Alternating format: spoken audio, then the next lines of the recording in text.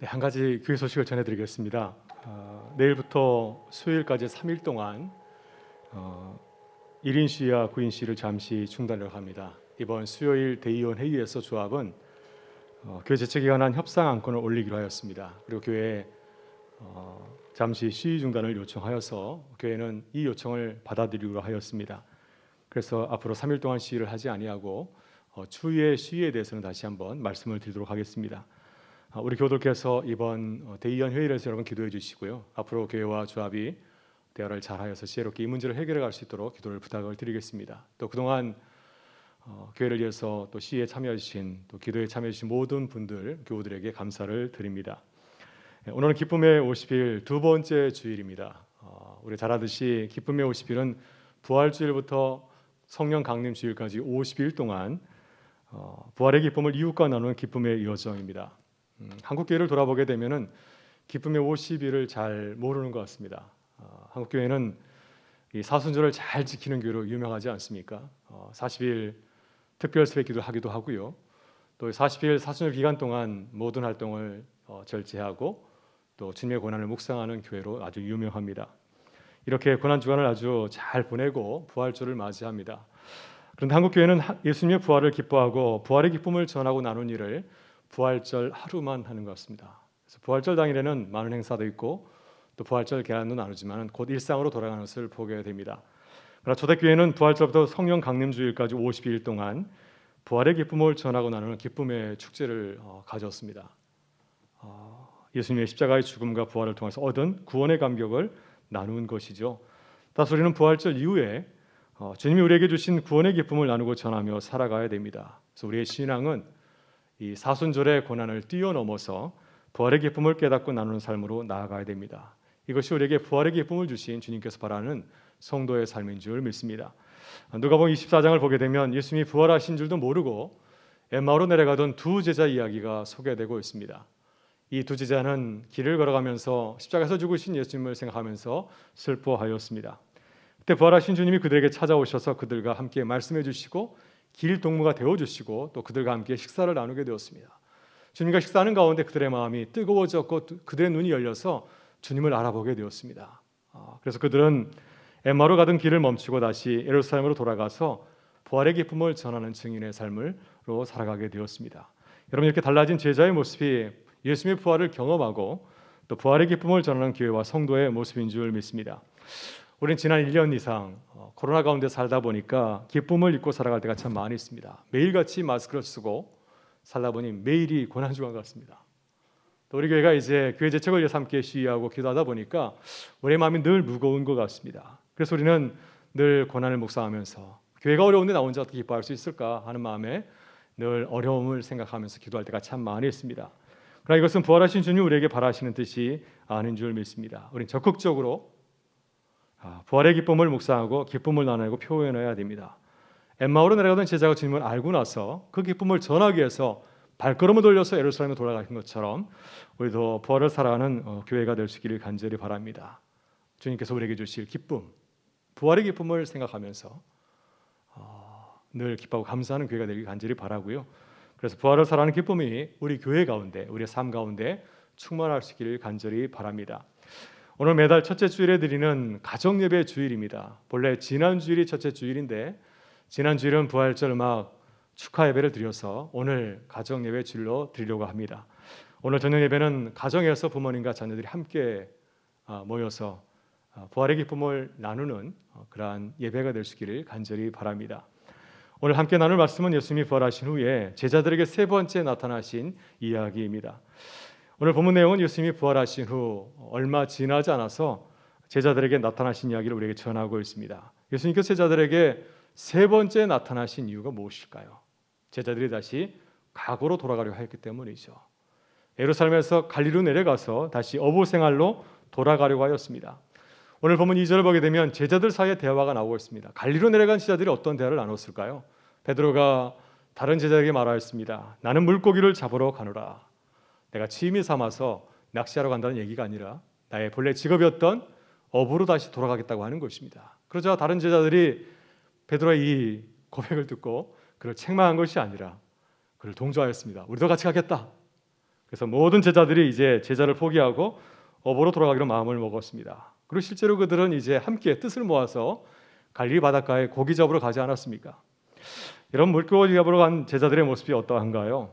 그들은 얼마 전에는 예수님과 함께 갈릴리 지역과 온 유대를 휘젓고 다녔던 아주 놀라운 그런 아주 용기 있는 그런 제자들 아니었습니까? 근데 제자들의 그러한 기계가 다 사라지고 다시 초라한 갈릴리 여부로 돌아오게 되었습니다. 그리고 주님의 부활을 경험하였지만은 무엇을 할지 몰라서 방황하고 있는 가운데 있습니다. 그래서 주님께서는 실패한 제자들의 상처와 아픔을 위로하고 치유하기 위해서 그들을 찾아오신 것이죠. 다시 그들이 살아난 어부가 되어서 부활의 기쁨을 전하는 제자로 살아가게 하시려고 그들을 찾아오신 것이었습니다. 오늘 우리도 제자들처럼 지치고 힘들어하지는 않습니까? 주님의 제자로 살아가기보다는 세상과 타협하면서 살아가고 있지는 않습니까? 오늘 주님은 우리의 상처와 아픔을 아시고 우리에게 찾아오신 줄 믿습니다. 우리를 다시 제자로 세우시려고, 교회로 살아가게 하시려고 우리를 찾아오신 줄 믿습니다. 이 시간 주님이 제자들에게 주셨던 말씀을 함께 나누고자 합니다. 주님은 실패한 제자들에게 주님과 처음 만났던 순간을 생각나게 하였습니다. 주님과 함께 감당했던 아름다운 그 사역들 다시 생각나게 하시고 또 주님과 함께 앞으로 행해야 될 아름다운 사역들을 바라보게 하였습니다. 그리고 주님은 특별히 베드로에게 치유와 회복의 말씀을 주었습니다. 베드로는 예수님의 수제로 크게 사랑을 받은 제자였지만 그러나 주님을 3번이나 부인하고 또 배반하고 저주하고 무책임하게 도망쳐버린 실패한 제자였기 때문이죠. 그래서 누구보다도 베드로는 주님의 치유와 회복이 필요한 제자였습니다. 오늘 우리도 주님의 위로와 치유가 필요합니다. 오늘 주신 말씀을 통하여서 우리의 지친 몸과 마음이 치유받고 새롭게 되어서 이 놀라운 부활의 소식을 전하는 교회와 성도들 되시기를 간절히 바랍니다. 그렇다면 오늘 주님이 우리에게 들려주시는 말씀은 무엇인가요? 어떻게 다시 제자로 일어설 수 있겠습니까? 어떻게 부활의 기쁨을 간직하며 그 기쁨을 증거하는 증인으로 살아갈 수 있을까요? 이 어려운 시대 가운데서 빛과 소금으로 제자의 사명을 잘 감당할 수 있을까요? 오늘 주신 말씀을 통해서 3가지 말씀을 함께 나누고자 합니다. 먼저 주님을 처음 만났던 감격의 순간을 돌아봐야 됩니다. 예수님께서 갈릴리로 내려간 제자들에게 찾아가서 가장 먼저 하신 일이 무엇인가요? 주님은 제자들에게 처음 만났던 순간을 생각나게 하였습니다. 처음 만남을 기억해야 다시 제자로 부르신 주님의 은혜를 기억하고 다시 일어설 수 있기 때문이죠. 갈릴리 바닷가의 제자들은 아직 주님을 알아보지를 못하였습니다. 그들은 주님이 곁에 있는 줄 모르고 이제 갈릴리 바닷가에서 열심히 그물을 던져서 물고기를 잡았지만 한 마리의 고기도 잡지를 못하였습니다. 그때 주님께서 제자들에게 말씀하십니다. 얘들아, 고기가 있느냐? 주님은 제자들을 향하여서 얘들아라고 불렀습니다. 주님 보시기에 그들은 여전히 성장해야 되고 성숙해야 되는 어린이와 같은 존재였기 때문이죠. 계속해서 주님이 그들을 사랑으로 대해야 되는 그런 자녀와 같은 존재였기 때문입니다. 주님은 제자들이 고기가 없다고 말씀하자 다시 말씀합니다. 그물을 오른편에 던지라. 그리하면 잡으리라 말씀하였습니다. 여러분, 이 모습은 베드로가 처음 주님을 만날 때 그 장면이 생각나지 않습니까? 누가복음 5장을 보게 되면은 베드로가 주님을 처음 만났을 때도 마찬가지였습니다. 그때 제자들은 밤을 새워가면서 고기를 잡았지만 한 마리의 고기도 잡지를 못하였습니다. 그때 주님이 베드로에게 말씀하였습니다. 깊은 데로 가서 그물을 내려 고기를 잡으라. 그때 주의 말씀을 듣고 베드로가 대답하였죠. 선생님, 우리가 밤이 새도록 수고하였지만 잡은 것이 없어서 말씀에 의지하여 내가 그물을 내리리이다. 베드로가 예수님의 말씀에 의지하여서 그물을 내리게 되었을 때 놀라운 기적을 경험하였습니다. 그물이 찢어질 정도로 많은 물고기가 잡혔습니다. 그때 베드로가 너무 놀라서 예수님의 앞에 무릎 꿇고 이렇게 고백하였죠. 주여, 나를 떠나소서, 나는 죄인이로소이다. 그때 주님은 베드로를 제자로 부르시면서 그에게 말씀하였습니다. 무서워하지 말라. 이제후로는 내가 사람을 취하리라. 그 말씀을 듣고 베드로는 감격하여서 모든 것을 버려두고 주님을 따르는 제자로 이제 거듭나게 되었습니다. 이런 베드로와 제자들은 주님이 갈릴리 바닷가에서 처음 주님을 만난 사건을 다시 재현하였을 때 비로소 주님을 알아보았습니다. 자신을 제자로 부른 그 주님의 사랑을 비로소 깨닫게 되었습니다. 그래서 베드로는 너무 감격하여서 배에서 뛰어내려서 이제 주님을 향해서 달려오지 않았습니까? 여러분, 우리는 주님을 처음 만난 감격의 순간을 기억하고 있나요? 언제 주님을 만나셨나요? 그때 주님께서 내게 주신 은혜가 무엇입니까? 우리는 삶이 힘들고 지쳤을 때 주님을 처음 만난 첫 순간을 다시 돌아봐야 됩니다. 그러면 내가 받은 은혜가 무엇인지를 깨달을 수 있기 때문이죠. 주님이 내게 주신 은혜를 사랑을 깨닫고 다시 일어서서 또 제자의 길을 걸어갈 수 있기 때문입니다. 여러분, 저는 힘들고 어려울 때 제가 주님의 은혜를 경험했던 순간들을 떠올리고 또 묵상하곤 합니다. 그러면 제 모습을 보게 됩니다. 내가 얼마나 작고 연약한 자인지, 내가 얼마나 초라한 자인지를 깨닫게 됩니다. 그리고 지금 내가 여기 서 있는 것은 모든 것이 주님의 은혜라는 사실을 새롭게 깨닫는 그러한 은혜를 경험하곤 합니다. 그래서 우리는 항상 넘어질 때마다, 우리의 삶이 강팍해질 때마다 주님이 주신 은혜를 돌아보는 지혜가 필요합니다. 저는 마음이 답답하고 힘들 때, 또 마음의 감사가 사라질 때 마태복음 20장에 나오는 포도원 품꾼 비유를 묵상하곤 합니다. 이 비유를 보면은 포도원 주인이 이제 인력 시장에서 일거리가 없는 품꾼들을 데려오지 않습니까? 이 품꾼들은 주인의 은혜가 아니면 하루를 살아갈 수 없는 불쌍한 자들입니다. 포도원에 가서 하루에서 품삯을 받아야 하루를 살아갈 수 있는 그런 빈궁한 자들이죠. 그러니 나를 품꾼으로 선택한 주인의 은혜가 얼마나 크고 감사한 일입니까? 그러나 이 품꾼들이 주의 은혜를 망각하였을 때 주인을 향하여서 불평하고 원망하는 존재로 전락하였습니다. 자신의 의를 드러내고 내가 이 포도원에서 얼마나 일했는데 가장 먼저 왔는데 하며 수정하면서 주인을 향하여서 자신의 의를 드러내고 또 대가를 요구하기도 하였습니다. 이것이 주인의 은혜를 깨닫지 못하는, 주님의 은혜를 망각한 그러한 자들의 모습이 아니겠습니까? 그러나 가장 나중에 온 품꾼은 주님의 은혜에 감사하고 온몸을 다하여 일하고 주인을 섬겼습니다. 왜 그렇죠? 아무도 나를 써주지 않는데 주님께서 나를 써주셨기 때문에, 부족한 나를 위해서 놀라운 은혜를 베푸신 주인의 은혜를 기억하기 때문에 그는 정성을 다해서 최선을 다해서 주인을 섬긴 것이었습니다. 만일 포도원의 다른 일꾼들도 가장 나중에 온 품꾼처럼 나를 불러주신 그 주인의 은혜를 기억했다고 한다면 그들은 불평하거나 원망하지 아니하고 감사한 마음으로 주인을 섬겼을 것입니다. 여러분, 우리는 감사한 마음이 사라졌을 때, 주님을 향한 그 은혜를 잃어버리게 되었을 때 주님을 처음 만난 순간을 기억해야 됩니다. 우리는 십자가를 바라보아야 됩니다. 나를 대신하여서 죽으신 십자가의 은혜를 다시 기억하고 묵상해야 됩니다. 그래서 나의 심령 가운데 십자가의 은혜가 차고 넘치게 될 때 우리가 잃어버렸던 기쁨과 감사를 다시 회복할 수 있는 줄 믿습니다. 여러분, 우리는 코로나 지치고 마음이 힘든 가운데 있죠. 또 교회 재척으로 인해서 기도하지만 많이 힘들고 어려운 그런 가운데 있습니다. 여러분, 우리가 어떻게 주님의 제자로서 다시 기뻐하고 감사한 마음으로 다시 부활의 기쁨을 전하며 살아갈 수 있을까요? 우리의 마음이 힘들고 어려울 때 주님을 처음 만난 순간을 다시 돌아볼 수 있기를 바랍니다. 나를 거저 불러주신 주님의 은혜를 깨닫고 다시 일어서서 걸어가는 교회와 성도가 되시길 간절히 바랍니다. 다음으로 우리는 주님과 함께하였던 영광스러운 순간을 바라보아야 됩니다. 예수님은 제자의 길을 포기하고 갈리로 내려간 제자들을 격려하고 위로하기 위해서 특별한 이벤트를 준비하였습니다. 예수님께서 그들을 위해서 어떤 이벤트를 준비하였나요?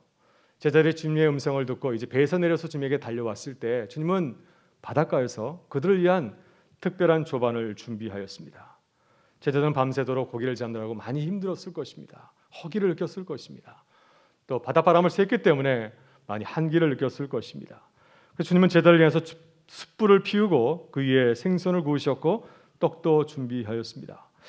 베드로는 숯불을 바라보면서 지난날 자신이 주님을 부인하였던 안나스의 뜰을 생각했을지 모르겠습니다. 그러나 주님께서는 제자들에게 디베라 강야에서 일어났던 오병이어의 기적을 다시 재현하여 보였습니다. 그 감격을 제자들과 함께 나누었습니다. 주님은 제자들에게 그들이 잡은 생선을 가져오라고 하였습니다. 그래서 제자들이 이제 그물을 끌어올리게 되자 그물이 찢어질 정도로 많이 잡힌 물고기를 보게 되었습니다. 그 물고기를 세보니까 몇 마리였나요? 153마리였습니다. 예수님께서는 이제 그들을 자신의 조반 아침 식사에 초대하였죠. 와서 조반을 먹으라 하시고 제자들에게 떡도 나눠주시고 또 숯불에 구운 그 맛있는 생선도 그들에게 주었습니다. 여러분, 제자들은 조반을 먹으면서 어떤 생각을 하게 되었을까요? 주님과 함께하였던 오병이어 기적이 생각이 났을 것입니다. 그때 얼마나 놀라운 기적이 일어났나요? 동일한 무대였습니다. 디베라 강야였습니다. 소년이 가져왔던 버섯 5개 물고기 2마리로 5,000여 되는 많은 사람들이 먹는 놀라운 축제가 벌어지지 않았습니까? 그 자리에 제자들도 함께하지 않았습니까? 제자들이 그물로 잡은 153마리의 물고기는 주님이 그들에게 보여주는 표적이었습니다. 장차 그들이 살아먹는 어부로 살아가게 될 때 이와 같이 많은 영혼을 구하게 될 것이다. 그물이 찢을 정도로 많은 물고기를 잡았다는 것처럼 너희가 살아먹는 어부가 되어서 놀라운 하나님의 사역을 감당하게 될 것이라는 사실을 보여주는 그런 표적이었습니다. 이런 물고기는 헬라어로 익투스라고 하는데요. 초대교회 성도들은 익투스, 이 5 알파벳으로 되어 있는 이 5 철자를 가지고서 그들의 신앙을 고백하였습니다. 예수는 그리스도 하나님의 아들 구원자이십니다.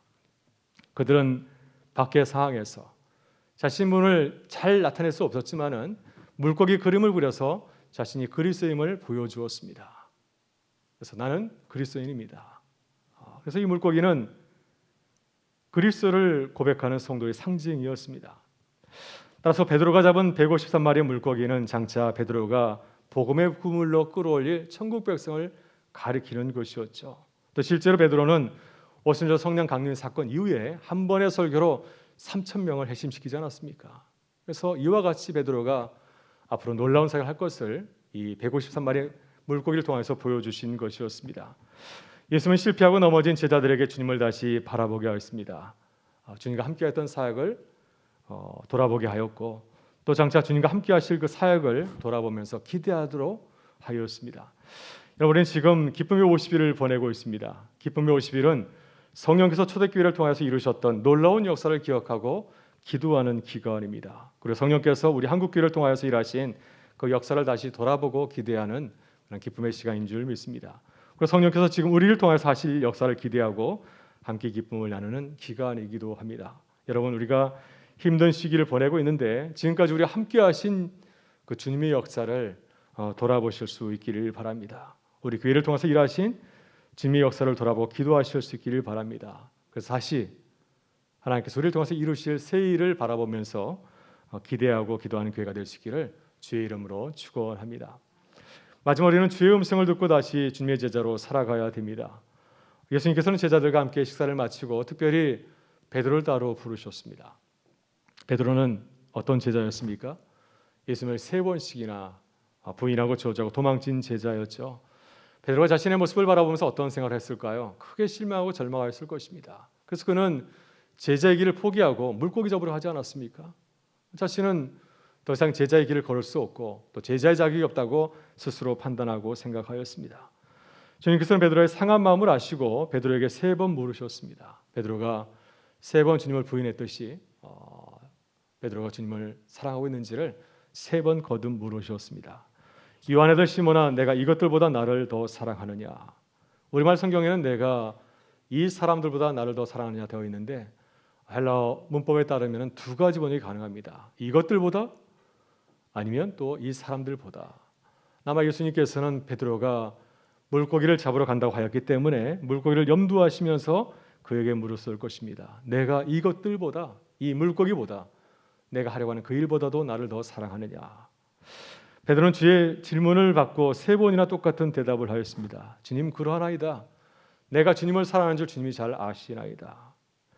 예전에 베드로는 자신만만하게 대답하지 않았습니까? 과장되게 대답하였습니다. 예수님이 그에게 너는 나를 3번 부인할 것이라고 말씀하였을 때 베드로는 이렇게 대답하였습니다. 내가 주와 함께 죽을지언정 주를 부인하지 않겠나이다. 그러나 이번에는 자신의 허물을 아는지라 베드로는 겸손하게 대답하였습니다. 주님, 내가 주님을 사랑하는 줄 주님이 아시지요. 예수님께서는 그의 모습을 보시면서도 여전히 그를 신뢰하고 그를 존중하였습니다. 베드로가 주님의 마음을 알고 고백하였을 때 주님은 그를 다시 제자로 부르셨습니다. 당신의 양을 치료하는 이 목자의 그 사명을 그에게 위임하였습니다. 그리고 이 사실을 확신하기 위해서 3번이나 말씀하였습니다. 내 양을 먹이라, 내 양을 치라, 내 양을 먹이라. 그러나 놀랍게도 베드로는 응답이 없었죠. 예전 같은 베드로라고 한다면 자신 있게 대답하였을 것입니다. 주님, 걱정하지 마십시오. 내가 주님을 더 이상 부인하거나 배반하지 않겠습니다. 주님, 내게 주신 양떼를 잘 치겠습니다. 그러나 그는 아무런 대답도 하지 않았지만 자신에게 주어진 그 길을 성실하게 묵묵히 걸어갔습니다. 여러분, 우리는 베드로처럼 넘어지고 실패할 수가 있습니다. 베드로처럼 주님을 부인하고 배반할 수 있고요. 제자의 길을 포기하고 다시 세상으로 돌아갈 수도 있습니다. 그러나 우리는 실패의 자리에 서게 되었을 때 주님 앞에 나아가서 주의 음성을 들으실 수 있기를 간절히 바랍니다. 세상의 소리에 귀를 기울이지 말고 또 내 자신의 내면의 소리에 귀를 기울이지 아니하고 나를 가장 잘 아시고 나를 사용하실 그분 앞에 나가서 주님의 음성을 들으실 수 있기를 간절히 바랍니다. 여러분, 베드로는 누구보다도 제자로서 철저하게 실패한 사람이었습니다. 그러나 그는 한 가지 잘한 일이 있어요. 그는 먼저 주의 음성을 듣고 순종하였습니다. 주님께서 부르신 길 거절하지 아니하고 묵묵히 걸어갔습니다. 주의 말씀을 의지하고 순종하였기 때문에 그는 새로운 제자의 길을 걸어갈 수 있었고 또 자신을 통해서 이루시는 하나님의 놀라운 역사에 참여하는 기쁨을 누릴 수 있게 되었습니다. 이런 베드로의 이야기는 누구의 이야기일까요? 베드로의 이야기는 우리들의 이야기 아닌가요? 베드로의 배반, 베드로의 실패는 우리의 것입니다. 그러나 베드로가 제자로서 다시 재기해서 성공한 이야기는 또한 장차 우리들의 이야기인 줄 믿습니다. 베드로처럼 주의 음성에 응답할 때 주께서 우리를 통하여서 새 일을 이루는 그 기쁨을 우리에게 주실 줄 믿습니다. 주님과 함께 새 일을 이루는 기쁨이 우리 가운데 함께 하시길 바랍니다. 오늘 주님께서는 우리에게 묻습니다. 내가 이것들보다 나를 더 사랑하느냐? 내 주님, 내가 주님을 사랑하는 줄 주님께서 아시나이다. 이 베드로처럼 주님도 앞에 우리도 고백하실 수 있기를 간절히 바랍니다. 다시 주님을 바라보면서 제자의 길을 걸어가는 주의 백성이 되실 수 있기를 간절히 바랍니다. 그래서 주님과 함께 새 일을 이루어가는 기쁨이 우리 가운데 함께 하실 수 있기를 주의 이름으로 축원합니다. 우리 다 같이 일어나셔서 함께 고백하며 나가겠습니다.